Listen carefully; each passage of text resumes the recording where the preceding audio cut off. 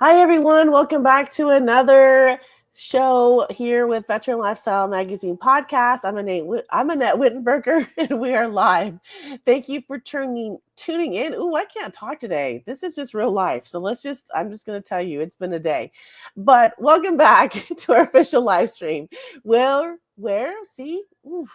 Where we bring the stories, struggles, and successes of veterans to life. This show is an extension of our magazine's mission to bridge the gap between our military and our civilian communities, to provide real resources and celebrate the resilience of those who have served. In each episode, we do dive into raw, unfiltered conversations with veterans, military spouses, entrepreneurs, and industry leaders who are making an impact. We will cover mental health, career transitions, entrepreneurship, advocacy, and the real life challenges of life after service, all with the goal of informing, inspiring, and empowering our community. This is more than just a podcast, it's a movement. Whether you're a veteran, a military spouse, or someone who supports the community, you belong here. So let's have the conversations that matter. Welcome to Veteran Lifestyle Magazine podcast, where your story matters. And bring up the people, Joe and Cassandra. Guys, can we just talk about real life struggles? Here I am. I know. Oh my gosh. But you know what? When I say we're going to do a podcast, we're just going to go with it. We're going to be real. We're going to be raw, and I'm going to fumble. And that's just how it is. So thank you so much. And I'm here with my co-host, Marine veteran Joe, and the amazing DJ Cassandra. Look, when I found her, it was by an email, and I was like, who is she? How can I get her on here? And I was talking to your PR team, and I was like, Joe, we need to have her. So thank you so much for being on here. Thank you for having me. This is awesome. I love this. This is so great. No, it was really cool to have you. It's like I was looking through some of your stuff on Sound by Cassandra. Really amazing story. Really can't reach a dive into some of the stuff that you've been doing. I've always said that there is a lot of similarities and that veterans actually have an innate creativity that they don't ever really kind of explore. And I think it really is stemmed from the training and stuff that we do. We have to be adaptable. We have to be able to change, think on the fly. And I think that actually kind of is similar when you become creative. So I'm looking forward to this conversation. Thank you for joining us. Thank you. Yeah. And I completely agree. One of my best friends, she's in the Navy, and, also it's flexibility of schedule too. That's like a massive thing that, musicians, creatives, we all have to deal with. And we talk about that all the time. We talk about so many similarities, like all the time. Yeah. I love it so much. So I want to share just a snippet of your bio because it's extensive, guys. Like the things that she has done is impressive. It's actually pretty badass. And so, but I couldn't fit it all onto one slide. So I'm just going to do a little snippet here. And so here, if y'all want to read it, but I'll just read it real quickly. So DJ Cassandra, curator of sound, energy, and impact, award-winning DJ, composer, and classically trained pianist. Okay, what? She blends live performance, technology, and storytelling to craft unforgettable sonic experiences. From Austin City Limits, I was there last year. I wish I would have seen you. To Formula One, South by Southwest, and the Grammys, she's performed for top brands like Google, Gucci, Apple TV, and Redden. Trained at UT Austin, Berklee, and London's Royal Academy of Music, she's composed for film, worked with icons like Willie Nelson and DEVO, and pioneered biomedical music used globally to support neurorehabilitation. As W. Austin's music curator and a governor on the Recording Academy Texas board, she continues to mentor, educate, and advocate for music as a force for healing and connection. Whew. So that's just a short version, okay? I'm like, wow, okay. I'm sweating too. You're like, dang, I do all of that? Yeah. It's great. Thank you. I'm going to butt in and say just the way I am. Just everybody's used to this already that knows me. Like, I really related to that. Like, and funny is that people in our audience kind of see that too. Like I think they don't recognize when somebody reads their bio or when somebody says, "Hey, look at all this cool stuff you do." For us, like for the people that do it, like for yourself, you're like, "Wow, I do all that." I think we forget how much we give back. So good for you. Yeah, you do all that, and that's just short. I'm actually looking through some of these other things that you do.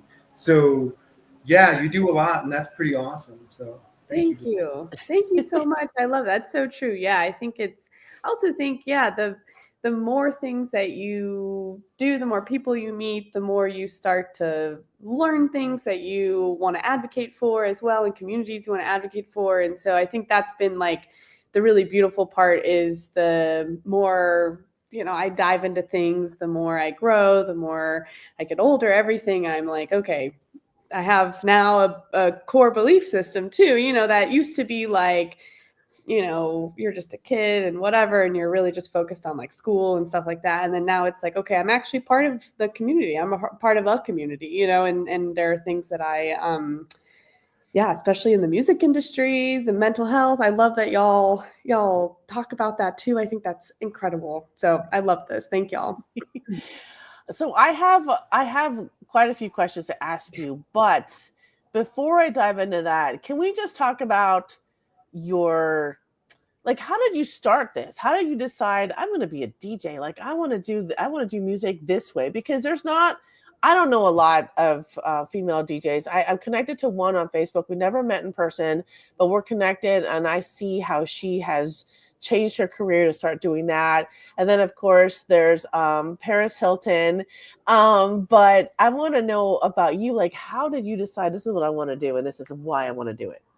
Yeah, I think, I've always done music my whole life. So music's always been a part of that. But I really do think it came about towards the end of high school and then the college. And then I graduated from college, and I just always had this, I want to be a DJ. I think I want to try it. Like I've gone to a bunch of parties, and I could do a better job playing music, or like, showcasing a lot of music that just is never in sets. And I think that was the biggest thing, is I was at UT studying music, and I was like, I am exposed to so much incredible music like every minute of the day, and I wish that was in sets when I'd go to parties and dance, or just go to day parties or whatever, and or not even dance, like even if it was just a coffee shop, DJ or something. And yeah, I felt like that was the biggest thing, is there's a lot of music that we expect to hear, but there's a lot of music that I think should be shared. And so that kind of was the kickoff. And then also just not seeing I didn't see, similarly to you, like I didn't really know any female DJs in the city, and I didn't see that. And so I wanted to be that and maybe start representing that for other women as well. And so that was kind of the kickoff. Yeah. I'm sorry, Nick. You mentioned something in your thing. You studied music, and again, because a lot of times we don't know everything. DJing, for instance. But I'm just curious. The music you studied you studied music theory, and really, would you say being a DJ, your instrument is records? It's music that you mixed together. So that's your instrument.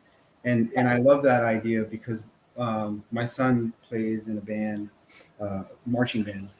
And I always ask him, hey, what's the best instrument if I want to learn to play music? So, and I really want to play music. Like, what should I do? And his response is always, forget about the instrument, learn music theory. Yeah, well, music theory is such an important part of like BPM, keys, like everything. It comes about in DJing. Like I really do think I'm, a really good DJ because of all of my musical background, and the composition side, and knowing how song structure works, and yeah, all of the theory side of it. And that's a massive part of being able to blend so many different genres, so many different songs with different BPMs, jumping from all over the place into one set, which is something I love to do. And then also including live music in my sets, and and having that be a massive part of it. But yeah, I think that, yeah, that's a big thing. And that is, yeah, right now that's my instrument. My instrument is piano, but yeah, I guess like turntables are my instrument. That's true. See, I feel like I should. So I went to music school. That as a veteran, I was able to apply for a school, and I'm in the mental health field, and I was like, mental health, or do I figure out my lifelong dream since I was 16 to go to music school? And I went to music school at 47. My kids were like, "What are you doing?" I was like, you know what? I'm doing it. I have loved music since I was a teenager, and I used to sing and I used to do all that stuff. So I went to school. It was very intensive, but one of the hardest things for me was music theory. I was like, oh my God, I just want to write songs. And my instructor was like, but you need to learn the fundamentals. So like, can we just like fast forward? And I understand why we couldn't do that. But one of my best friends, her husband is in the second year of going to music school as well for DJing. And I wish I would have done that. But one day I had 2 songs that I wanted to put together. I heard it on Spotify, and I was like, wow, I want you to mix both of these together. I don't know how it's going to work, but let's do it. He's like, okay. So he's working it. So my other side of my brain is like, oh my God, has anybody mixed these 2 songs? Like, we should mix it. Now I want to go back to school to be a DJ. I love that. First of all, that you can go to school for DJing. That's so cool. Now, yeah, because I don't have that creativity to be like, yeah, let's just do no, I know there's a system, and there's talent, you have to have it. But yes, so I want to go to school to be a DJ, because I think you inspire me to, as a female, and that there needs to be more out there, especially using music as a form of healing. And that's one of the things that really drew me to you as well, because that's why I went to music school, is because I want to use music as a form of healing. I want us to be able to write our own songs and not feel like we have to be famous. Like, you can do it. You could create music. You just need someone to kind of push you and all that stuff. Anyway, I could talk about this all day. I just think it's really awesome. And now I want to be a DJ. Oh, I love that. Yeah. I mean, the tools and the technologies out there right now are really awesome. So if you do hear, 2 songs, you're like, oh, those need to be mashed up together. There's a whole program called Serato Stems, and Serato, that's one of the main like DJ for like software programs for open format DJs. Mostly everybody knows Rekordbox, and Rekordbox has its own form of stems, but the real one that I use and that most open format DJs use is Serato and Serato Stems, and they're the ones who kind of created it. I mean, it's kind of been around for a while, but in regards to DJing, and there's really great gear, RANE gear, and that's awesome gear that has Serato Stems capabilities integrated into a physical controller that you can use, so you can throw a song in, throw another song in, and make it happen, and take the instrumentals out and take the vocals out live. So you don't have to do any of that in post-production and then do it. And it used to take, 30 minutes, or I don't know, it could take forever to really like extract stems, or you'd have to get them from the producer. Now you can kind of do it on the fly, and it's incredible, and it makes it so much fun. So yeah, you literally could do that. We could get off this interview and you could go do it in a second, and then, make your dream come true. Watch. Look, I might just do that today, but nobody talks about that, because all we've heard about is Ableton, Logic Pro, and the other software too. So I never heard about this one. I'm gonna have to look it up. Yeah, so those are DJ specific softwares, and then Logic, Ableton, Cubase, Pro Tools, all those are DAWs, digital audio workstations, and so that's more like the production side of things, which are great. And Logic also came out with their version of stems too, which is amazing. So for production wise, that is amazing. So sometimes with Serato Stems, if I'm extracting the stems from a song and it doesn't sound very good, I'll just go to Logic and do it, and it'll be great. It'll sound like I got them straight off from the producer. So wow. Okay. Yeah. That's awesome. Nerd okay. Right? I know. I was like, we can all be deep now. Okay, so I guess we should get into the questions now, because I know people want to know From DJing for global brands like Google and Sports Illustrated to composing for award-winning films, your career spans multiple creative disciplines. How do you balance your work as a DJ, composer, educator, and producer while staying true to your own artistic vision?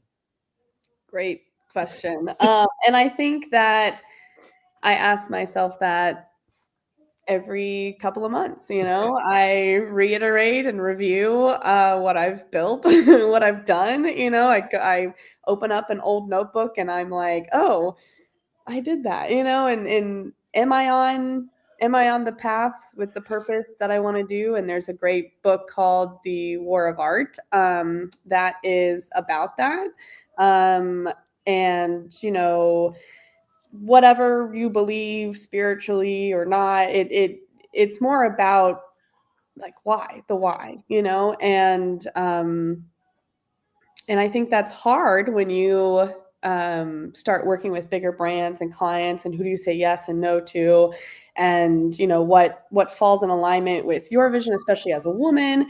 And so I really do think that specifically living in Austin, Texas is such an amazing city for that, and has really helped me every couple of months realign with my goals and my purpose. And am I doing music? That's a big thing for me. Is am I doing too much DJing and not enough music, which has been a big thing that I in January took a step back and was like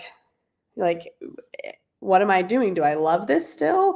Okay, what do I need to do? So that was a big thing for me, is going back into my music roots and making music and integrating that into all of my sets as well. So because that was a big part of my life, and then DJing has been a big part of my life that has opened up incredible doors. But I want to now build on top of all the things that I've done and go back to the roots of everything. So yeah. No, absolutely. A couple of things that you said in there, like you go back to certain things, but what really cool is that it's you reassess. And we actually, I think I said something about this previously, or I heard something. And I think a lot of times we forget that sometimes it's okay. You can reset, relax, and restart as many times as possible. Reset, restart, and relax. Like, I mean, you know what I mean? It's a part of growth anyway. It's that next step. But also about, like you said as well, am I still aligned with this purpose, right? And I know we said earlier, yeah, you do these things. These are things that we actually set in focus, but it's not necessarily our purpose, right? It's us doing it wasn't what we were there. We're just following the track that was kind of a purpose for us. And when we really align those, I think it just takes off. It just seems like it's just too easy when those things align, right? Just love it. So, yeah, thank you for sharing. I love that. I love what you said about resetting as well, because and it doesn't matter at any age, at any time of your life, and you can truly become whoever you want to become. Right. At any time, you can reinvent yourself anytime, and it's really cool to see friends do that as well. I have friends who were truly I will never be the pop star singer I always wanted to be, and then they just give up, and then 3 years later, I literally have a friend, and she did this, and then she was like, just need to reinvent myself. And then boom, she did it.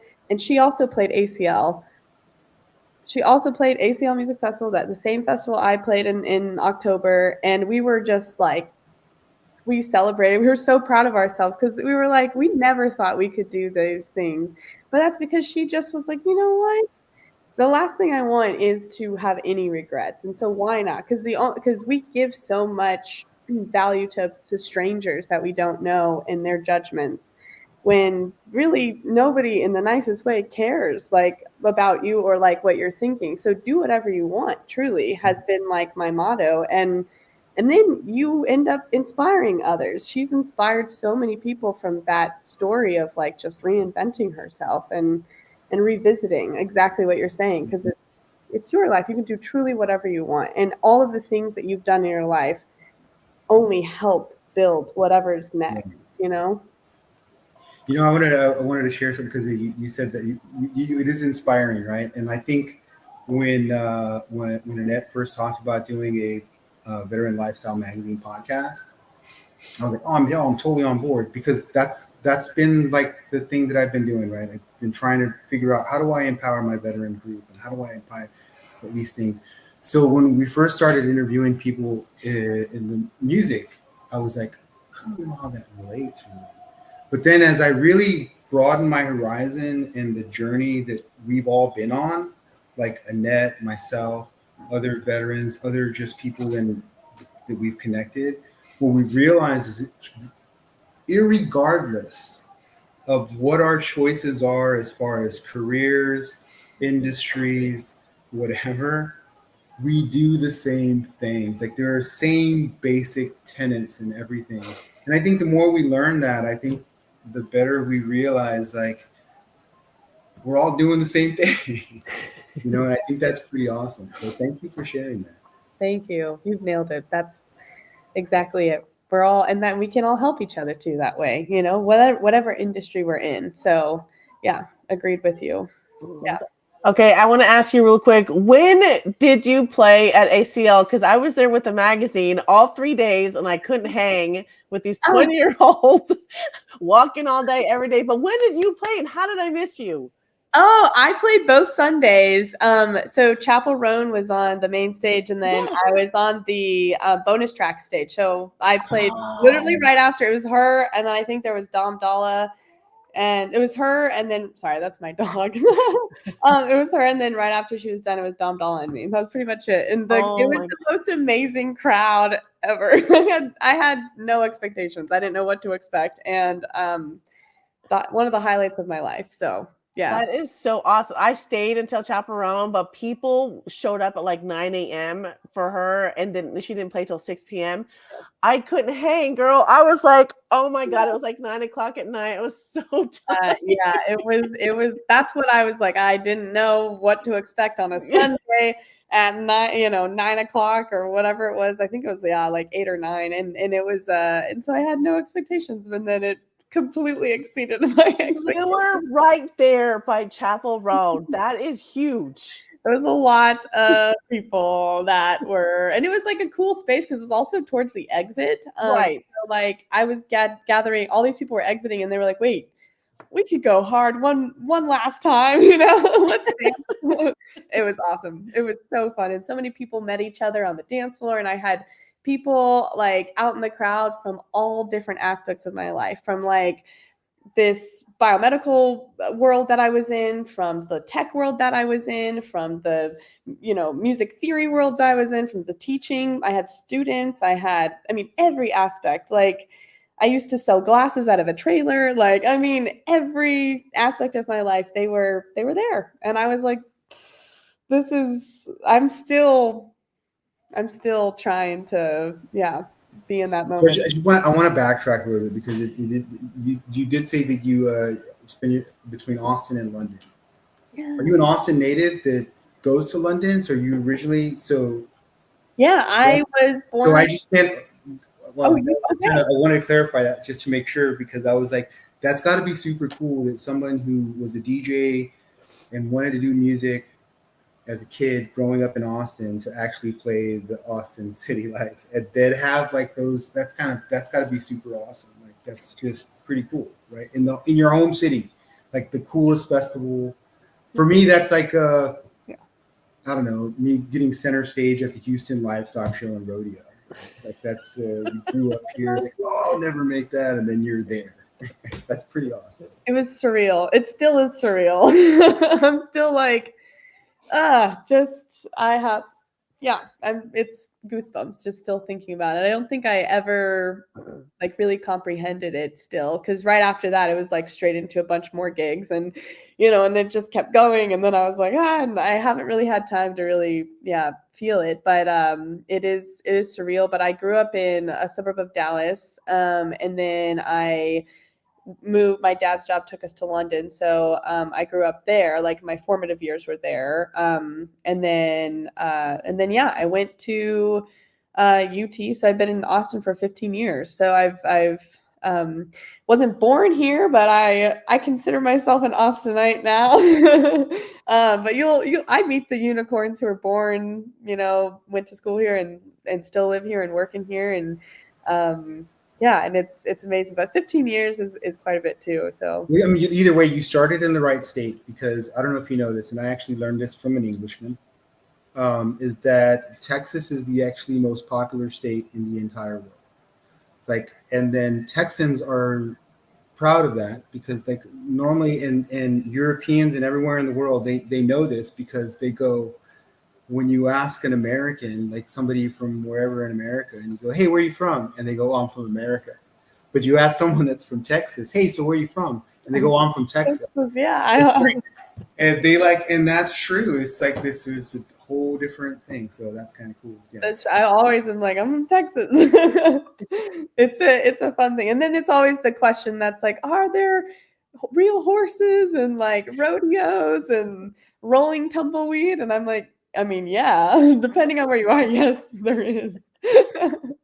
Yeah, it's all here. And it's also the really cool thing about Texas that I am really feeling the more I'm in the music industry is it is one of the most diverse scenes for music. You have so much music here. You have like everything, any genre you can imagine. It lives and breathes and has a community in Texas, Yeah. and it's awesome. I mean, you can have hip hop and R&B and country and norteño and everything, pop and EDM and classical and jazz and every genre you can imagine. There's a scene for it here, and it's a good scene too. And a lot of interesting fusions of those genres. Like, and so many different not to date myself, but like we had a almost Tejano pop fusion for a while. Tragically ending, but it was still pretty cool, right? The Tejano fusion. So. Exactly, and it's amazing. And and the thing is people also want to hear that. It's not like they come here and have an expectation of like hearing a certain thing. I do really try to add a lot of that into sets, and then it's like people love it too, because it's just this incredible state of music. And yeah, and so many artists come out of here too. It's awesome. Yeah. So yeah, from Texas. Okay, ending that on music, because music is one of those things that just brings people together. But one of the other things that Annette found that you were a part of is I don't want to screw it up. I want to make sure I say it correctly because it is trademarked. The Biomedical music solutions, that is pretty cool. Like, so I started to look into it and stuff like that. And the thing about me was I've always liked to kind of feel my way around and find what other people do and how do you get better and all this. So I actually, for a while, I was looking into like the sound bowls and stuff like that for healing. Like and I noticed there's similarities. Could you talk a little bit about what Biomedical Solutions is and how it helps and what kind of targeting it does, and like just how did that come about? Because that's super cool and super interesting. Like for me, it's that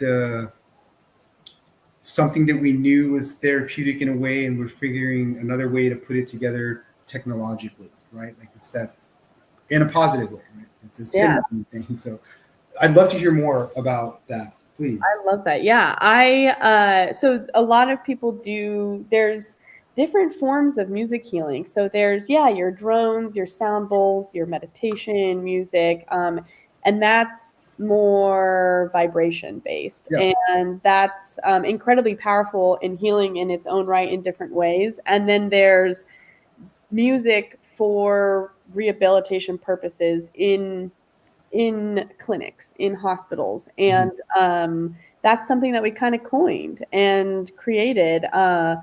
And that's what we ended up calling biomedical music. And it was called Movement Tracks Project, and then it turned into Biomedical Music, and then it turned into Biomedical Music Solutions, which became a company. And it all started with this amazing woman, Hope Young, who owned the Center for Music Therapy here in Austin, Texas. And like my very first semester in college, my roommate was volunteering there, and she was like, hey, like, do you want to perform or play some of your compositions or play piano or whatever, just for the Center of Music Therapy? And I was like, sure, this sounds cool. And that's how I met Hope. And then a couple years passed. I graduated, and then we were at an event together, and we reconnected. And she was like, I have this. Are you still composing? Like I have this idea. And then she put together a team, and we all pretty much created this thing, which was music to pretty much personalized, customized music for patients, people with neurological conditions, to help them heal or learn how to walk again. And it's really music that's integrated with rehabilitation equipment like treadmills and, really stuff for movement based. It's mostly like gait training and gait trainers and stuff like that. And so that's how that started off. And it actually it really makes a lot of sense. There's a lot of science behind connecting your body to repetitive, soothing vibrations and stuff. So absolutely, I could totally see kind of a connection between music and rehabilitative therapy. Because what I've noticed is when I was looking at it is like you guys show really significant changes in Parkinson's. yes. Movement. That's super amazing. Yeah, Parkinson's, cerebral palsy with children. It's because it's like when you go to the doctor and they prescribe you medicine. This is like, in addition to medicine, it's a form of therapy that you will get you get packaged a customized song, and then you take it with you, and then you come back in the clinic and it gets retweaked based on where you're at, your hip swivel, your arm swings, things that we don't think about, but somebody with a neurologic condition, they might not have the ability to have that happen. And any kind of anything to do with the gait, the way you move. And if you think about it, if you listen to music when you are trying to run, when you're trying to work out, music's a lot of the times the thing that pushes you forward or puts you in a really good mood when you wake up, or can really transform your whole mind.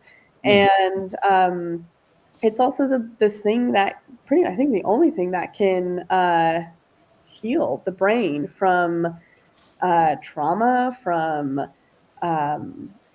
any kind of, again, neurological conditions, or it's called neuroplasticity, and it's basically this idea that the brain can change. It can rebuild neural pathways, and music's the thing that can recreate that.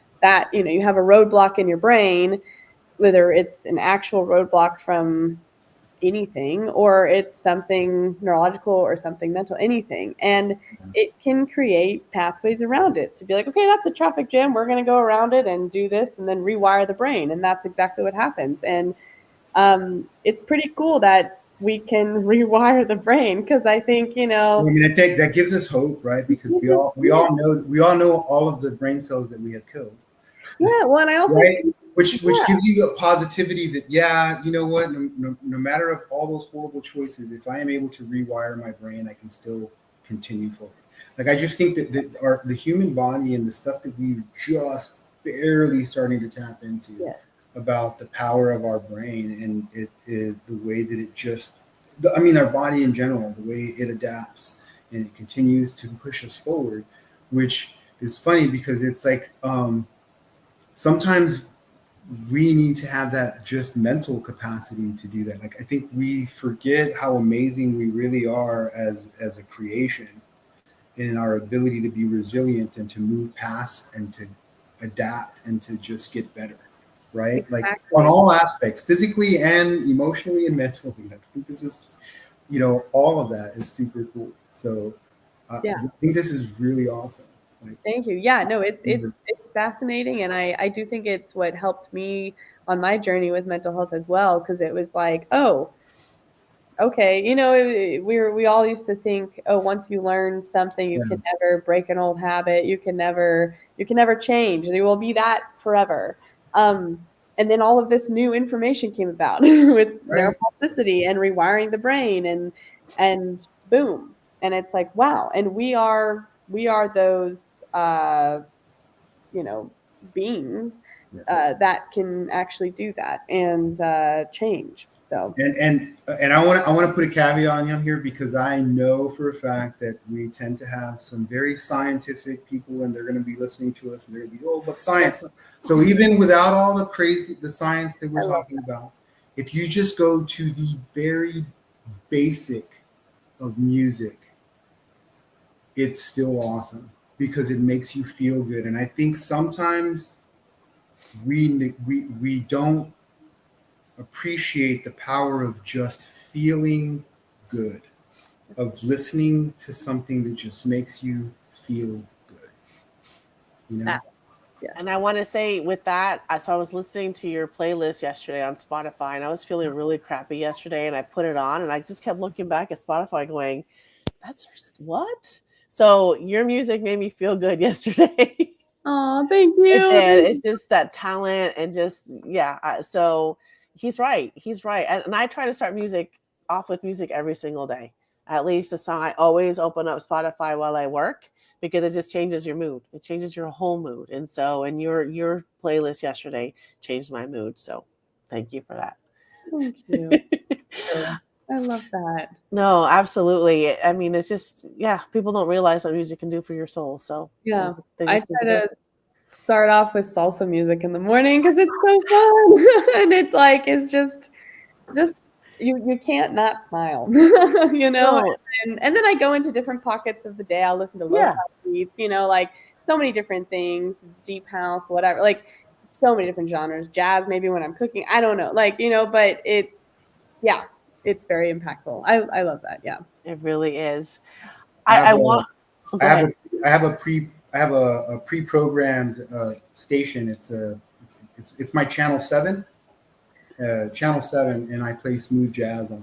So you listen to smooth jazz? Yeah, pretty cool. Smooth jazz on Channel 7. So if any of you guys out there can pre-program your thing, always have smooth jazz on Channel 7. I didn't picture you listening to smooth jazz. We learn something new every day, Joe. I love that. That's so awesome. I wanted to know, and this question really was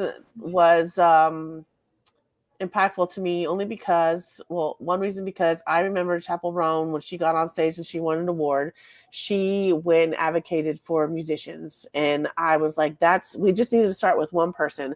So this question here for you is, as an elected governor on this Texas chapter of the Recording Academy, what changes or improvements would you like to see in the industry, especially for up and coming musicians?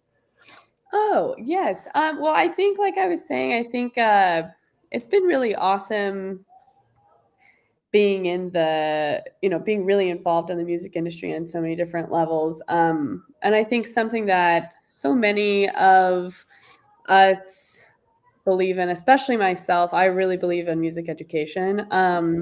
And I really believe in, that's music education is why I'm doing what I'm doing. I had an incredible jazz teacher in high school, David Lown, and also my dad. My dad was amazing. My family was amazing. My mom was amazing. My mom passed away when I was 16. And then I was kind of just and then it was also when, I think it was 2008, when everything crashed and it was not good. And my dad had lost his job. And so, it was a really rough time. And my jazz band teacher, and he was the one who, really pushed me when I was crying. There were so many moments where I was just in tears. And, and it was that place that I healed. And then that was also the place where I got to,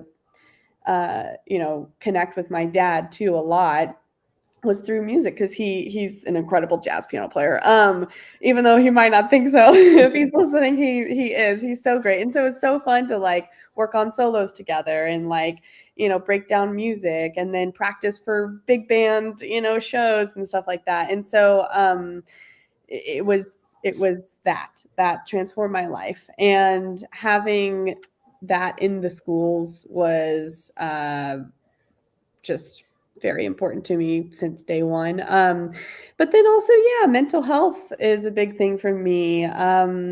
And Austin has some really cool things to help musicians. You know, there's a program called Sims, and they help. It's basically music.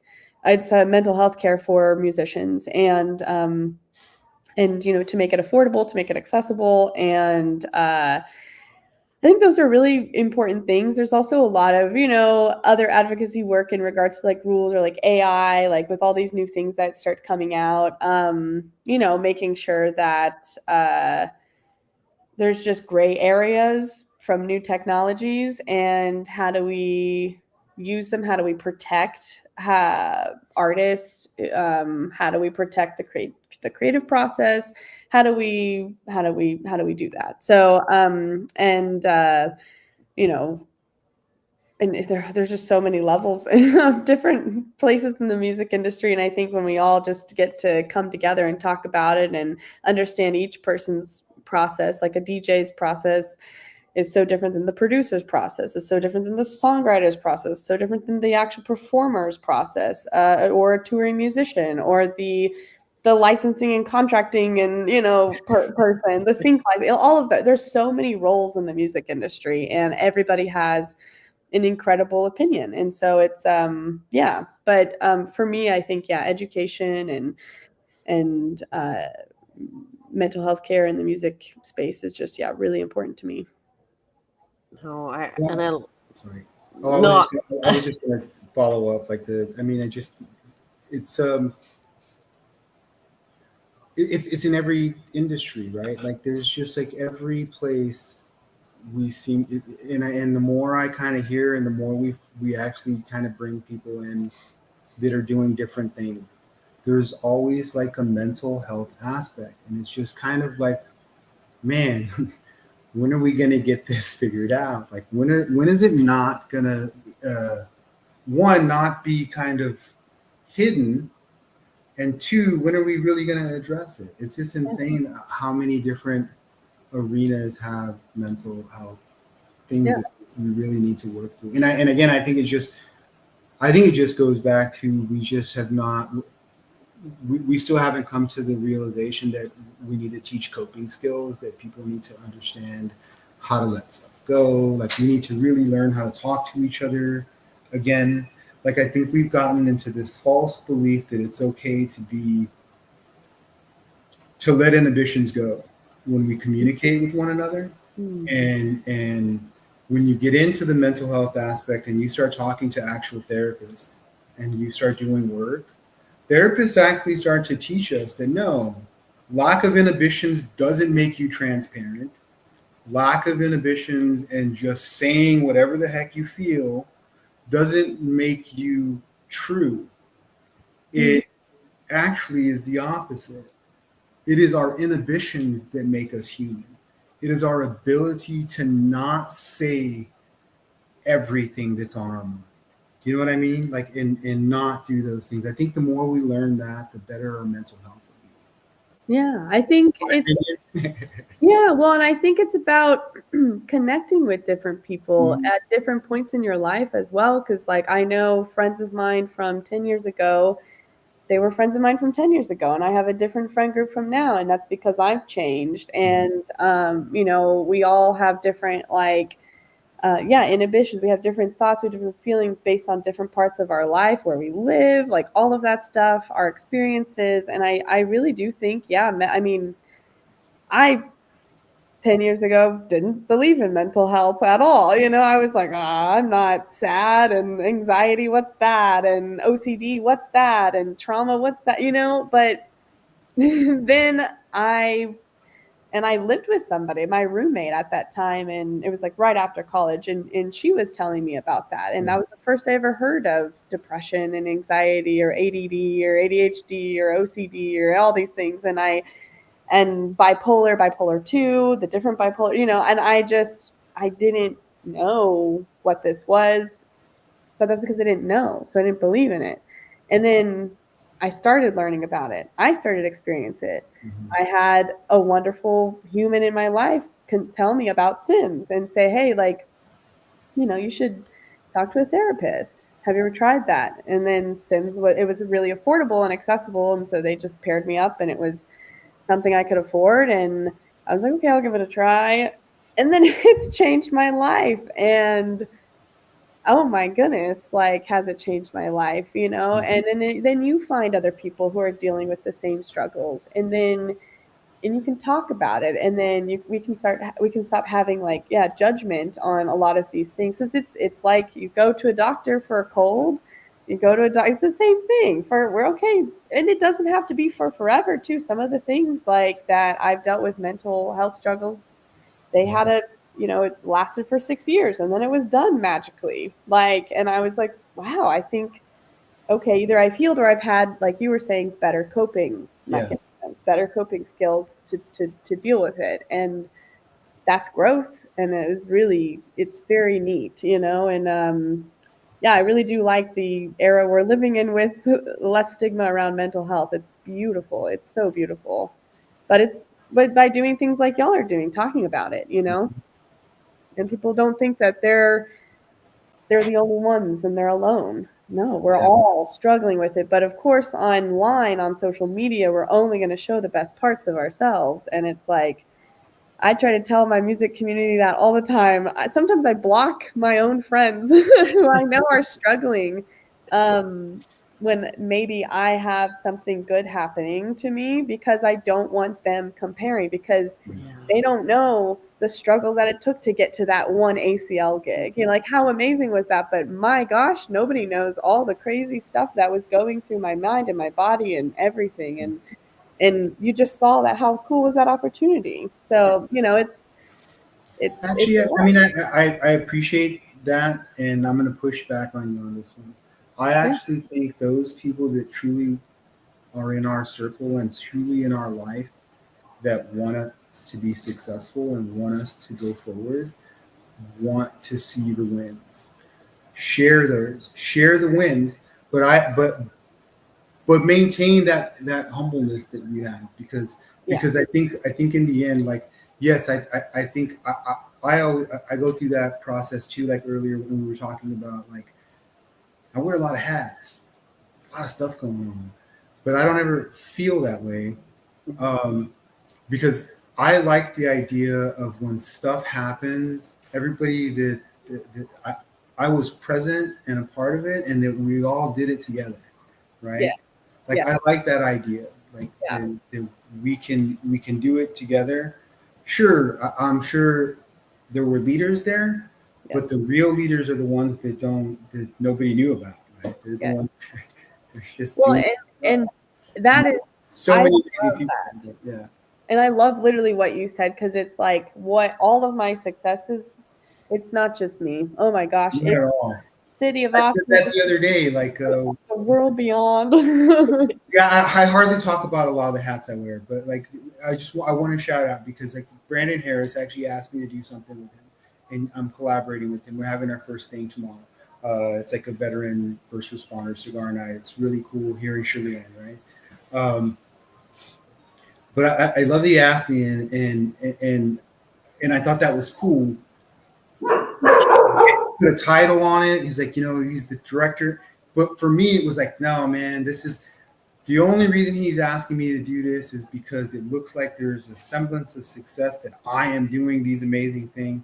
But I'm like, man, everything I've done is really because I have a team, because I have friends, because I have family that constantly want me to rise up, right? Like, I know I keep saying this, and I tell Annette and the other people in our group that this is the year for building boats and raising tides, right? And that's all of us. That's like, and we learn that from people like you that are doing other industries that are working hard. So just thank you, man. Thank you for joining us. I know I took a little bit of I time. love that though. I love what you said, and I think, and that's also the inspiring part. And again, the people that I like try to not talk to about some wins too are the ones who like it's a little different, but I really do feel like, yeah, it's so fun to celebrate successes of others, and then just lift everybody up. Like that's community. That's how you build a better place to live, a better place to work, a better place for the world. And just everybody has a whole different background that is so unique to the next person. There's so much to go around, and that person has a unique mindset and viewpoint that the other person has. And different music that we listen to. And then, and it's like, it's so magical when you see people win, and then we can all celebrate together, and it is, I really feel that, especially like there is a massive growing DJ scene now in Austin. And it's very exciting to see people who I think have been, working for a long time, and they're getting their flowers, they're getting some really awesome moments, and it's really cool. It's really cool. I love it. Yeah. I just want to say, because we're closing out. I know we could talk to you all day. I know we can. But I just wanted to say one thing is that I appreciate you with all this experience and all these accolades. I mean, you are successful, but I also appreciate the fact that you stated, look, I struggle too. You don't even know what I went through before I got to ACL. You don't even know what I've got to be in all these other places. I think it starts from the top. And I say this as well in the military side. I had a 2-star general there. He was our division commander, the commander of one of the largest units in El Paso. After he retired, he talked about how he struggled with mental health. And I was like, holy crap, like you don't talk about that at that rank, at that level. You don't talk about that. And I reached out to him because he was my boss. And I said, sir, thank you so much for doing that, because it starts from the top. It starts from the top, and you're in the music industry.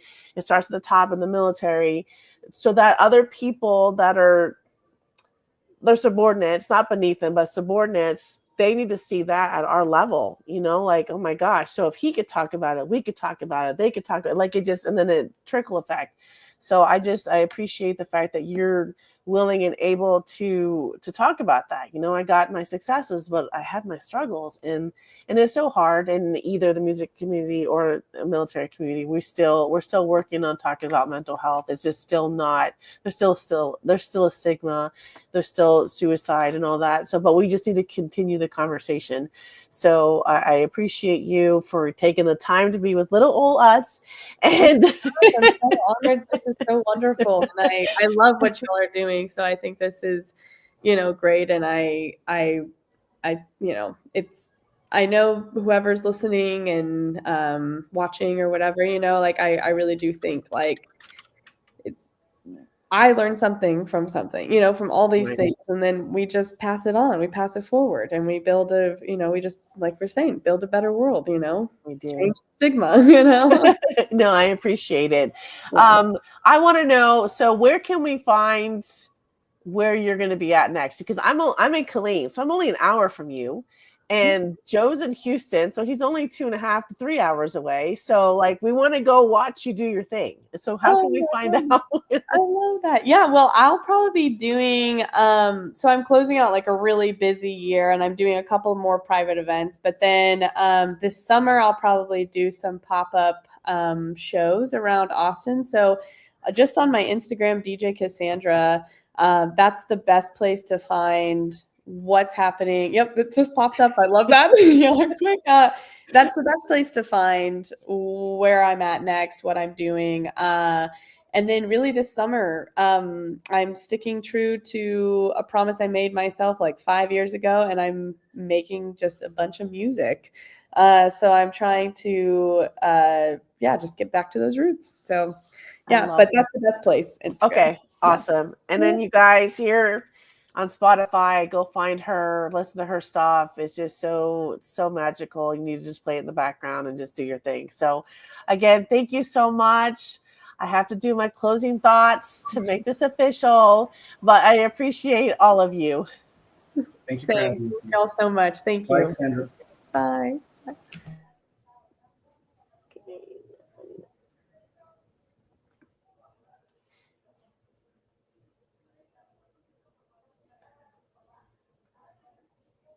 Oh. Okay, just kidding.